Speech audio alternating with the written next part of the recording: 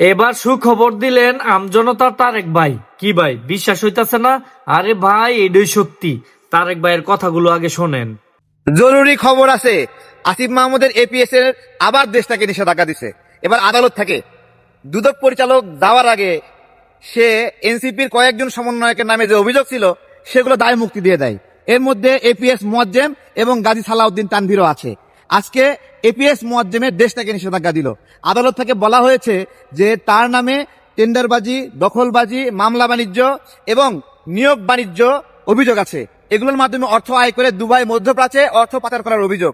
এই জন্য এপিএস মোয়াজ্জেমের দেশটাকে নিষেধাজ্ঞা দেওয়া হয়েছে।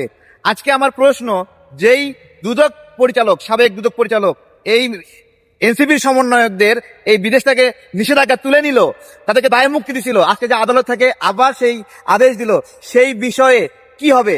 তাকেও কি ধরা উচিত না? এখন পালা হলো গাজী সালাউদ্দিন তানভীরের। তার কারণে পাঠ্যপুস্তক প্রণয়নে দেরি হয়েছিল। আপনারা জানেন, আমরা জানুয়ারি মাসে, ডিসেম্বর মাসে বই পাইতাম। এই গাজী সালাউদ্দিন তানভীর এবং এনসিপি নেতাদের প্রতারণার কারণে 48টি বিভিন্ন প্রেসের সঙ্গে জালিয়াতি করেছিল। 400 কোটি টাকার অভিযোগ। তাকে কিন্তু তার দায় মুক্তি দিয়ে দিয়েছে দুদক পরিচালক।